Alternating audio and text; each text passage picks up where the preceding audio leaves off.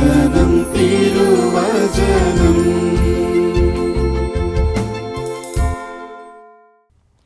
ഈശോ മിശിഹായ്ക്ക് സ്തുതിയായിരിക്കട്ടെ. ഈ വചനം ശ്രവിക്കുവാനായി നമ്മളെ സ്നേഹപൂർവ്വം തിരഞ്ഞെടുത്ത കർത്താവിന് നന്ദി പറയാം.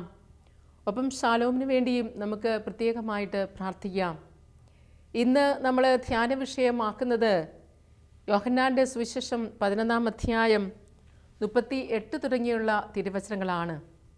വിശുദ്ധ യോഹന്നാൻ എഴുതിയ സുവിശേഷം 11-ാം അധ്യായം 38 തുടങ്ങിയുള്ള തിരുവചനങ്ങളാണ് നമ്മളിന്ന് ധ്യാന വിഷയമാക്കുന്നത്. നമുക്കേറെ സുപരിചിതമായ കുടുംബം, അത് മത്തായിയുടെയും മറിയത്തിൻ്റെയും ലാസറിൻ്റെയും കുടുംബമാണ്. ഒരുപാട് തവണ, ഒരുപക്ഷെ നമുക്ക് ഓർമ്മ വെച്ച നാൾ തുടങ്ങി നമ്മൾ ആ ഭവനത്തിൽ കൂടെ കയറി ഇറങ്ങിയിട്ടുണ്ടാവും. നമ്മളെല്ലാവരും തന്നെ പരിചയമുള്ളൊരു കുടുംബമാണ് അത്. 2 സഹോദരിയും 1 സഹോദരനും. വളരെ കർത്താവിനെ സ്നേഹിക്കുന്ന ഒരു കുടുംബം. കർത്താവിന് വളരെയധികം തവണ വിശ്രമം കൊടുക്കുകയും ഭക്ഷണം കൊടുക്കുകയും ഒക്കെ ചെയ്തിട്ടുള്ള ഒരു കൊച്ചു കുടുംബമാണത്. അവിടെ സംഭവിച്ച കാര്യങ്ങളും നമുക്ക് നന്നായി അറിയാം.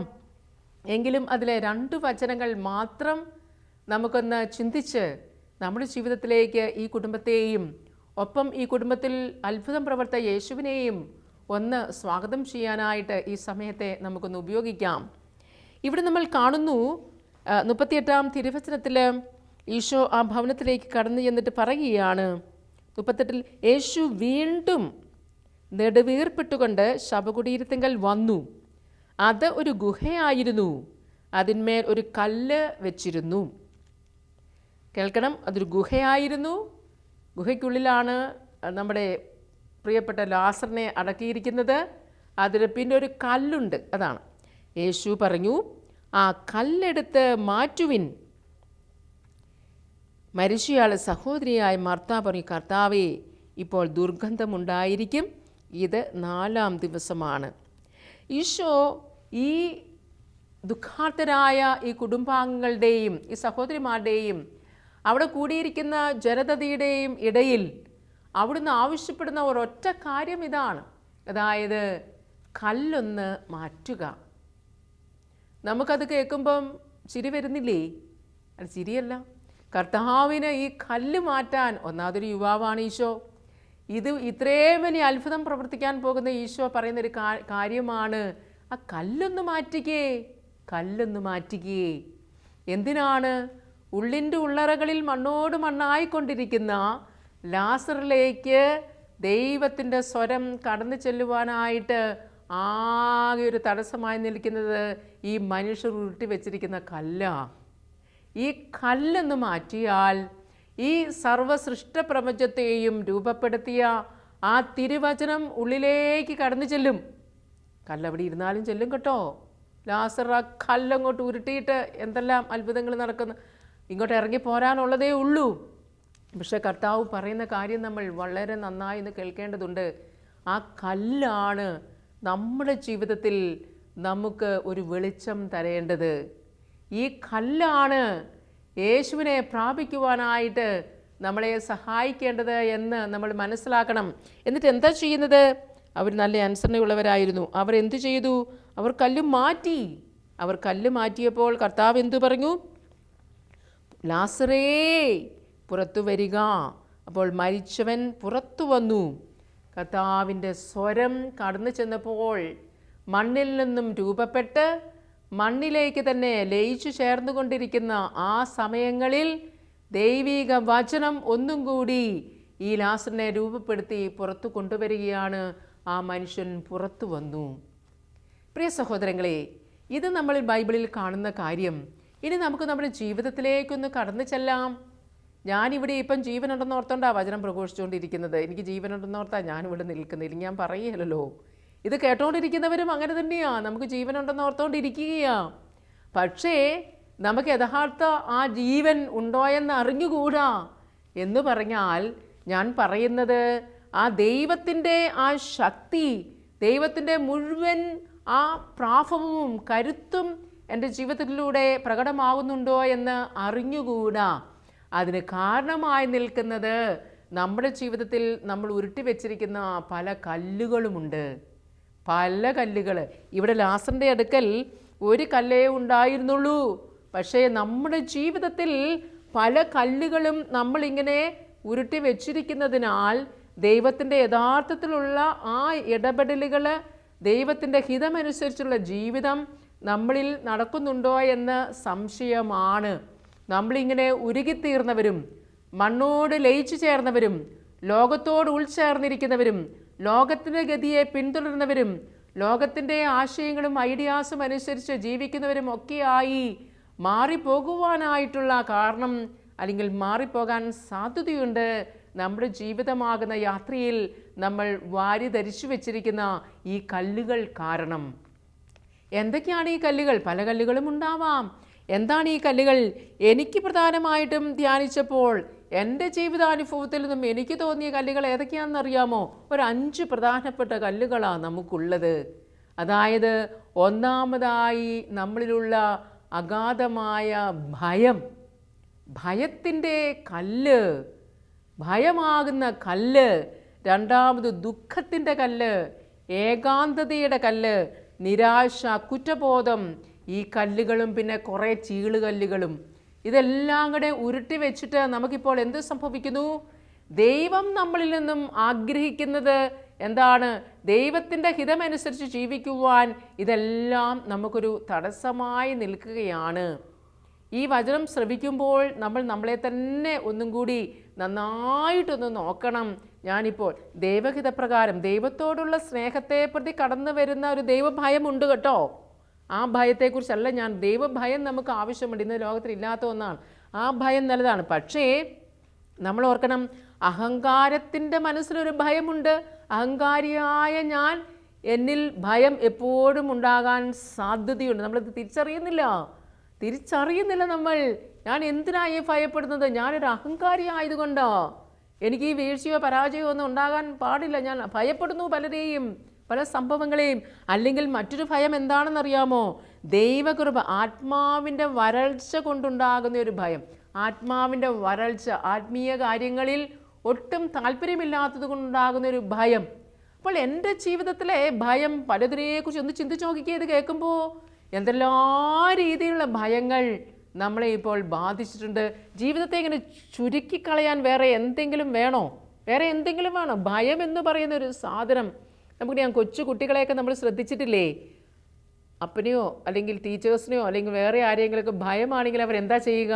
അവർ ഒളിച്ചിരിക്കും, പുറത്തോട്ട് വരത്തേ ഇല്ല. അല്ലെങ്കിൽ സ്കൂളിൽ അധ്യാപകനെ ഭയമാണെങ്കിൽ സ്കൂളിൽ പോകില്ല, മരത്തിൻ്റെ പൊക്കത്തിലും അവിടെ ഇവിടെ എല്ലാം കയറിയിരിക്കും അവർ. പേടിയാണെങ്കിൽ പോലീസിനെ ഭയമുള്ളവർ, ആരെങ്കിലുമൊക്കെ ഭയമുണ്ടെങ്കിൽ നമ്മൾ എന്താ ചെയ്യുന്നത്? നമ്മൾ പുറത്തോട്ട് നമ്മളെ എക്സ്പ്രസ് ചെയ്യത്തില്ല, കാണിച്ചു കൊടുക്കത്തില്ല, നമ്മൾ ഒളിഞ്ഞിരിക്കും. എന്ന് പറഞ്ഞതുപോലെ ഈ ഭയം എന്ന് പറയുന്ന സാധനം നമ്മളെ ഇങ്ങനെ ചുരുക്കിക്കൂട്ടി നമ്മളിങ്ങനെ ഒളിഞ്ഞിരിക്കുക. കണ്ടാൽ ഞാനിപ്പോൾ ഇങ്ങനെ നിൽക്കുന്നുണ്ട് നിങ്ങളുടെ മുൻപിൽ, നിങ്ങൾക്ക് എന്തെങ്കിലും തിരിയുന്നുണ്ടോ എനിക്ക് ഭയമുണ്ടോ എന്ന്? പക്ഷേ എനിക്ക് ഭയമുണ്ടെങ്കിൽ ഞാൻ ഒളിഞ്ഞിരിക്കുന്ന ഒരു വ്യക്തിയായി തീരും. ദൈവത്തിന് പ്രവർത്തിക്കുവാൻ സാധിക്കാത്ത രീതിയിൽ. ലാസർ ശവകുടീരത്തിൻ്റെ ഉള്ളിലിരുന്നു. ഞാൻ ഭയമാകുന്ന ശവകുടീരത്തിൻ്റെ ആ കല്ലിൻ്റെ പിന്നിൽ മറഞ്ഞിരിക്കുന്ന ഒരു വ്യക്തിയായി മാറിയിരിക്കുകയാണോ? ഒന്ന് ചിന്തിക്കണേ. ഒരുപാട് ധ്യാനങ്ങളും പ്രാർത്ഥനകളും ഒക്കെ സ്പിരിച്വൽ ഷെയറിങ്ങും ഒക്കെ നടത്തുമ്പോൾ ഇത്രയും വർഷങ്ങളിലൂടെ കടന്നുപോയി എന്തുമാത്രം ഭയം കൊണ്ട് ജീവിതത്തെ ചുരുട്ടിക്കൂട്ടി സൂക്ഷിച്ചു വെച്ചിരിക്കുന്ന അനേക ജീവിതങ്ങളെ കണ്ടെത്താനായിട്ട് സാധിച്ചിട്ടുണ്ട്. പ്രിയ സഹോദരങ്ങളെ, എല്ലാ വചനപ്രഘോഷകരുടെയും വചനം ശ്രവിക്കുന്നവരുടെയും ഒക്കെ ദൗത്യം ഈ കല്ലൊന്നു മാറ്റാൻ സഹായിക്കുക എന്നതാണ്. ബാക്കി കാര്യം കർത്താവ് ചെയ്തു കൊള്ളും. നീ ഭയത്തെ ഒന്ന് മാറ്റിക്കേ. ഈശോയുടെ സ്വരം അങ്ങോട്ട് കടന്നു വന്നുകൊള്ളും.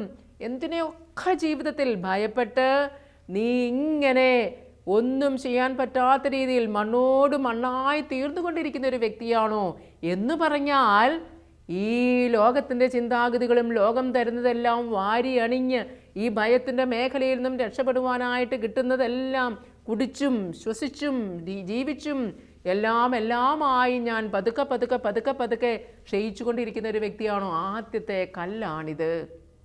അതുകൊണ്ട് തിരുവചനം പറഞ്ഞില്ലേ, പല പ്രാവശ്യം പറഞ്ഞില്ലേ, നീ ഒരിക്കലും ഭയത്തിന് അടിമയാകരുത്, ഭയപ്പെടരുത് എന്ന്.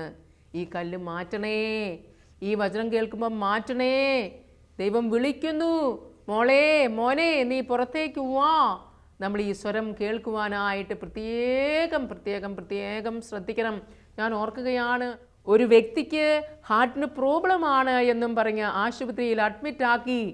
എല്ലാവരും കൂടി ECG എടുക്കുന്ന ബഹളം, പ്രാർത്ഥന. അവസാനമാണ് ഭയം കൊണ്ടുണ്ടായതായിരുന്നു അത്. ഭയപ്പെട്ടപ്പോൾ ഉണ്ടാകുന്ന ചങ്കിനുണ്ടായ അസ്വസ്ഥതയും വെപ്രാളവും ഒക്കെ ആയിട്ട് ഹാർട്ടിന് പ്രോബ്ലം പോലെയാണ് അനുഭവപ്പെട്ടത്. പ്രിയ സഹോദരങ്ങളെ, ഈ കല്ലൊന്ന് മാറ്റണം. കഴിഞ്ഞതിനെ ഓർത്തും വരാനിരിക്കുന്നതിനെ ഓർത്തും നടന്നുകൊണ്ടിരിക്കുന്നതിനെ ഓർത്തും ഭയപ്പെട്ട് നമ്മൾ ഈ മനോഹരമായ പ്രപഞ്ചത്തെ കാണാൻ പറ്റാത്ത രീതിയിൽ, ദൈവത്തിൻ്റെ കണ്ണുകൾ, ദൈവത്തിൻ്റെ ഇടപെടലുകൾ കാണാൻ പറ്റാത്ത രീതിയിൽ നമ്മൾ ഭയത്തിന് അടിമയാണോ? ഈ കല്ലൊന്ന് മാറ്റിയാൽ മതി. ദൈവം പ്രവർത്തിച്ചുകൾ. ഞാൻ വിശ്വസിക്കുന്ന നാഥ, ഞാൻ വിശ്വസിക്കുന്നു. മർത്തായും മറിയും ഒക്കെ ഈശോയുടെ കൂടെ ഇരുന്നിട്ടും ഇങ്ങനെയൊക്കെ ചിന്തിച്ചുവെങ്കിൽ നമുക്കും ഉണ്ടാവും കേട്ടോ. നമ്മളത് മാറ്റിയെടുക്കാൻ നോക്കിയാൽ മതി. ഈശോ കൂടെ നിൽക്കുമ്പോഴും അവർക്കിതുണ്ടെന്ന് ഓർക്കണം. അവിശ്വാസത്തിൻ്റെ കല്ലുകൾ അവിടെ നിൽക്കുകയാണ്. അവിശ്വാസത്തിൻ്റെ കല്ലുകൾ, ഈ ഭയം കൊണ്ടുള്ള വിശ്വാസമെല്ലാം പോകും. ഭയപ്പെടുന്ന വ്യക്തികൾക്ക് എന്തെങ്കിലും വിശ്വസിക്കാൻ, എനിക്ക് ഭയമുണ്ടെങ്കിൽ ഞാൻ എന്തെങ്കിലും ചെയ്യുമോ? അപ്പോൾ ഈ അവിശ്വാസത്തിൻ്റെ മേഖലയിൽ നമുക്ക് കൂടിയിരിക്കുന്ന അസ്വസ്ഥതകളെ മാറ്റുവാനായി നമ്മൾ ആദ്യമേ ശ്രദ്ധിക്കണം. അതിനായി ഭയം എന്ന് പറയുന്ന കല്ലിനെ നമ്മൾ ഉരുട്ടി മാറ്റുക. എനിക്ക് അഹങ്കാരമുള്ളൊരു മനസ്സാണോ? അഹങ്കാരത്തിൻ്റെ മേഖലയിൽ കടന്നു വന്നതാണോ? ആത്മീയ കാര്യങ്ങളിൽ ഒരു ശുഷ്കമായി പോയതുകൊണ്ട് കടന്നു വന്ന ഭയമാണോ? ഏതെല്ലാം ഭയങ്ങൾ എന്നെ ചുറ്റി വരങ്ങി നിൽക്കുന്ന ഈ കല്ലുകളെ ഒന്ന് മാറ്റുവാൻ ഈ വചനശ്രവണം നമ്മളെ ഇടയാകട്ടെ. അപ്പോൾ ദൈവത്തിൻ്റെ സ്വരം എന്താണെന്ന് നമ്മൾ അറിയും, ദൈവഹിതം എന്താണെന്നറിയും. ദൈവം ഇപ്പോൾ ഈ സാഹചര്യത്തിൽ എന്താണ് എന്നോട് ആവശ്യപ്പെടുന്നത് എന്ന് നമുക്ക് തിരിച്ചെടുക്കാനായിട്ട് സാധിക്കും. രണ്ടാമത്തേത് ദുഃഖമാണ്. ദുഃഖം എന്ന് പറയുന്നത് വലിയ ഒരു പാറക്കല്ലിനോട് നമുക്ക് ഉപമിക്കാനായിട്ട് പറ്റും. ഈ ദുഃഖം, ആഴപ്പെട്ടു പോയ ദുഃഖങ്ങൾ നമ്മുടെ മനസ്സിലേക്ക് ഈ ദുഃഖം കടന്നു വന്നിട്ടുണ്ടെങ്കിൽ നാടികളും തളർന്നു പോയത് അനുഭവത്തിലൂടെ കടന്നു പോയവർക്ക് നന്നായി അറിയാം ഞാൻ പറയുന്നത് എന്താണെന്ന്.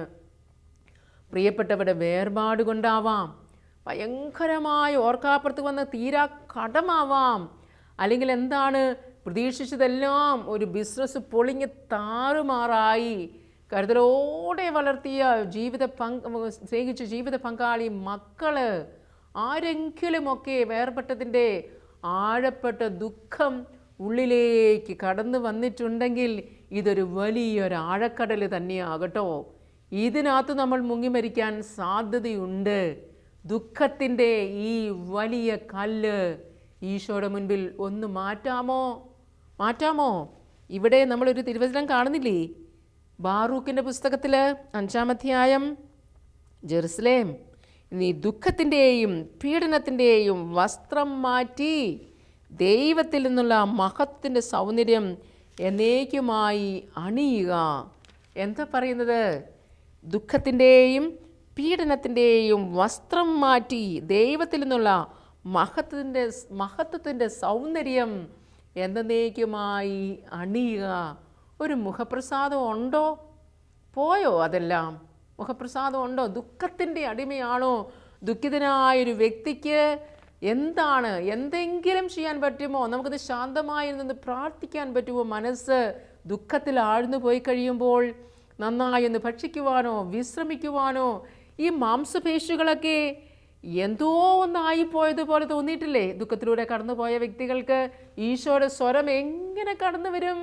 വചനം എങ്ങനെ വായിക്കാൻ തോന്നും? ദൈവിക സ്വരം എങ്ങനെ ഇടപെടും നമ്മുടെ ജീവിതത്തിൽ? ഇത് കർത്താവിൻ്റെ വചനമാണെന്നൊക്കെ നമ്മൾ വിശ്വസിച്ചാലും ഈ വലിയ കല്ലിങ്ങനെ ഉരുണ്ടിരിക്കുന്നതിനാൽ ഒരു പ്രവർത്തനവും നമ്മുടെ ജീവിതത്തിൽ നടക്കുകയില്ല. പൊന്നു മക്കളെ, പൊന്നു സഹോദരങ്ങളെ, കർത്താവ് പറഞ്ഞു സന്തോഷിക്കുവിൻ. വീണ്ടും ഞാൻ പറയുന്നു, സന്തോഷിക്കുവിൻ. ഒന്നിനെക്കുറിച്ചും ആകുലപ്പെടേണ്ട, സന്തോഷിക്കുവിൻ എന്ന്. ഈ സന്തോഷം എന്ന ഭാവം നമുക്ക് കിട്ടണമെങ്കിൽ ദുഃഖമാകുന്ന ഈ വലിയ കല്ലിനെ നമ്മൾ എടുത്തു മാറ്റണം. എന്തോ ഒരു സാഹചര്യങ്ങളാണ് ദൈവം നമുക്ക് തരുന്നത്.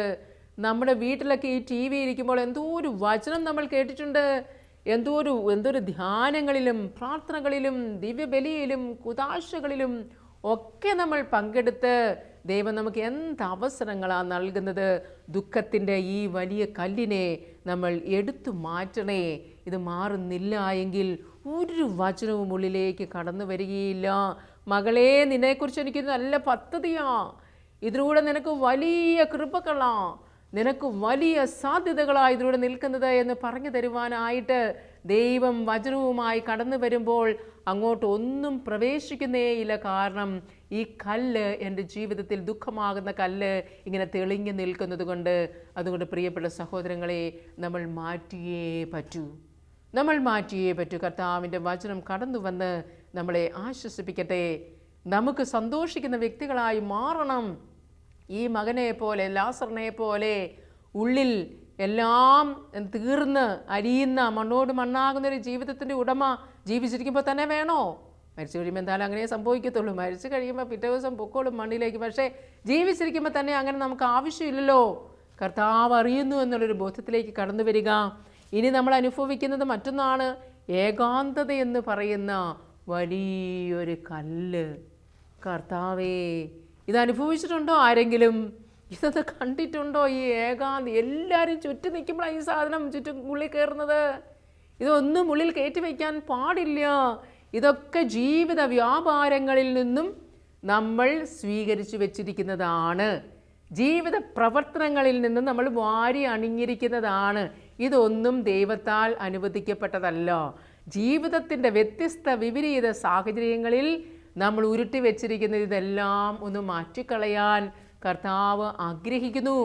ചിലപ്പോൾ നമ്മുടെ ജീവിതാന്തസ്, ദൈവവിളി, നമ്മൾ സ്വീകരിച്ചിരിക്കുന്ന ദൈവവിളി, കുടുംബജീവിതം, സമർപ്പണ ജീവിതം, അവിടെയൊക്കെ നമ്മൾ നിൽക്കുമ്പോഴും എല്ലാവരും കൂടെ നിൽക്കുമ്പോഴും ഏകാന്തത അനുഭവപ്പെടുന്നുണ്ടെങ്കിൽ നമ്മൾ ആരെ നോക്കി പഠിക്കണം?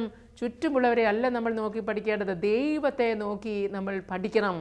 ദൈവത്തെ നമ്മൾ നോക്കി ദൈവമേ എന്ന് വിളിച്ച് ഈ ഏകാന്തത നമ്മളെ എവിടം വരെ എത്തിക്കുമെന്നറിയാമോ? ജീവിതത്തിൻ്റെ ആഴക്കടലിൽ ഒരിക്കലും എഴുന്നേൽക്കാൻ പറ്റാത്ത അവസ്ഥയിൽ നമ്മളെ എത്തിക്കുമെന്നുള്ള കാര്യത്തിന് സംശയമില്ല.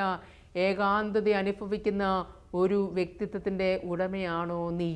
കർത്താവേ, ഈ കല്ലൊന്ന് എടുത്തു മാറ്റാൻ കൃപ തരണമേ എന്ന് നമുക്ക് ആത്മാർത്ഥമായിട്ട് ഈ നിമിഷങ്ങളിൽ പ്രാർത്ഥിക്കണം. ദൈവമേ, ഇതൊന്ന് മാറ്റണം, ഇത് മാറ്റാനുള്ള കൃപ തരണമേ എന്ന് ഈശോയോട് നമ്മൾ പ്രാർത്ഥിക്കേണ്ടതുണ്ട്. മറ്റു രണ്ട് കല്ലുകൾ കൂടിയുണ്ട്, നിരാശയും കുറ്റബോധവും എന്ന് പറയുന്ന. നിരാശപ്പെടരുത് ഒരിക്കലും. നിരാശയ്ക്ക് അടിമയായി പോയ വ്യക്തി ഒന്ന് ഓർത്തു നോക്കിക്കേ. മർത്ത പ്രത്യേകിച്ചും ഭയങ്കര നിരാശയ്ക്ക് അടിമ. എൻ്റെ കർത്താവേ, നീ ഇവിടെ ഉണ്ടായിരുന്നെങ്കിൽ എൻ്റെ സഹോദരൻ ഇതിങ്ങനെ മരിക്കില്ലായിരുന്നു. അവൾ അപ്പടിയും ദുഃഖമായി പോയി. എന്തോരം സങ്കടം. ആകെ ഉണ്ടായിരുന്ന ഒരെണ്ണമാണ്, അത് പോയതിൻ്റെ ആ നിരാശയാണ് ആ വ്യക്തി എല്ലാം കൂടി അങ്ങ് വിളിച്ചു പറഞ്ഞത്. പക്ഷേ കർത്താവ് അവളെ ആശ്വസിപ്പിച്ചുകൊണ്ട് പറയുകയാണ്, നീ ഒന്ന് വിശ്വസിച്ചാൽ മാത്രം മതി.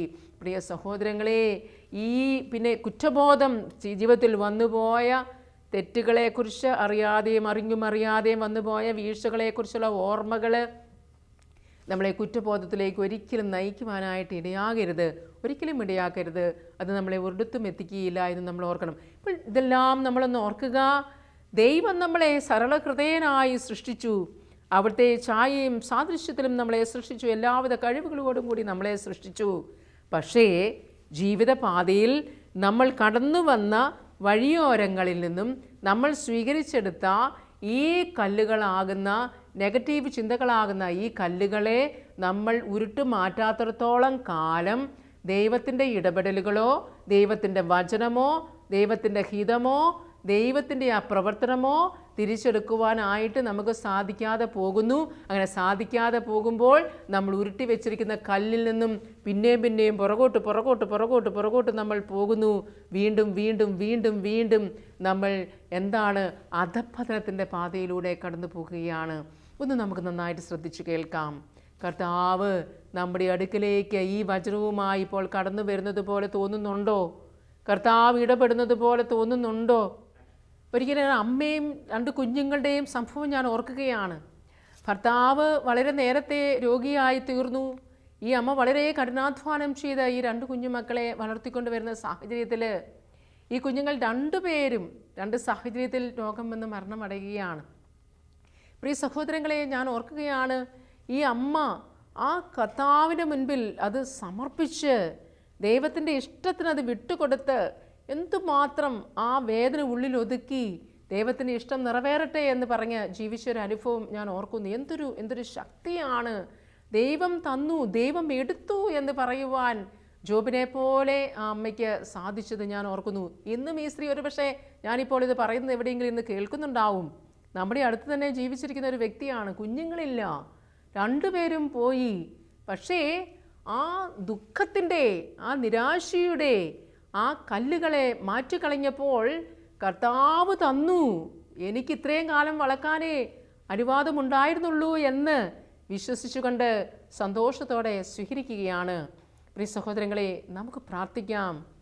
എൻ്റെ കർത്താവേ, നീ അനുവദിക്കുന്നതെല്ലാം എന്നാണ് ഒന്ന് സ്വീകരിക്കുവാൻ എനിക്ക് കൃപ ലഭിക്കുക. ഞാൻ കൊതിയോടെ തിരുമുൻപിൽ കരങ്ങൾ കൂപ്പി നിൽക്കുന്ന കർത്താവേ, നീ ജീവിതത്തിൽ അനുവദിക്കുന്നതെല്ലാം സന്തോഷത്തോടെ ഒന്ന് സ്വീകരിക്കുവാൻ എനിക്ക് കൃപ തരണമേ. നീ എൻ്റെ ജീവിതത്തിൽ അനുവദിക്കുന്നതിൻ്റെ എല്ലാം ഉത്തരം പറഞ്ഞു തരുവാനായി നീ കടന്നു വരുമ്പോൾ കർത്താവെ, കല്ലുരുട്ടി മാറ്റുവാൻ നീ അവിടെ നിന്നവരോട് പറഞ്ഞതുപോലെ ഈ ലോകത്തിൽ നിന്ന് ഞാൻ വാരി അണിഞ്ഞിരിക്കുന്ന എൻ്റെ ദുഃഖത്തിൻ്റെയും നിരാശയുടെയും ഏകാന്തതയുടെയും കുറ്റബോധത്തിൻ്റെയും ഭയത്തിൻ്റേതും ഒക്കെയായ കല്ലുകളെ മാറ്റി നിൻ്റെ വചനം കടന്നു വന്ന് എന്നെ ആശ്വസിപ്പിക്കുന്നത് കാണുവാൻ തക്കവണ്ണം എനിക്ക് ഒരു തുറവി നൽകണമേ, എനിക്കൊരു സ്വാതന്ത്ര്യം നൽകണമേ. പരിശുദ്ധമേ, സ്വർഗീയ മാതാവേ, മക്കളായ ഞങ്ങൾക്ക് ഏവർക്കും വേണ്ടി പ്രാർത്ഥിക്കണമേ. നിത്യപിതാവും പുത്രനും പരിശുദ്ധാത്മാവുമായ സർവേശ്വര, ആമേൻ.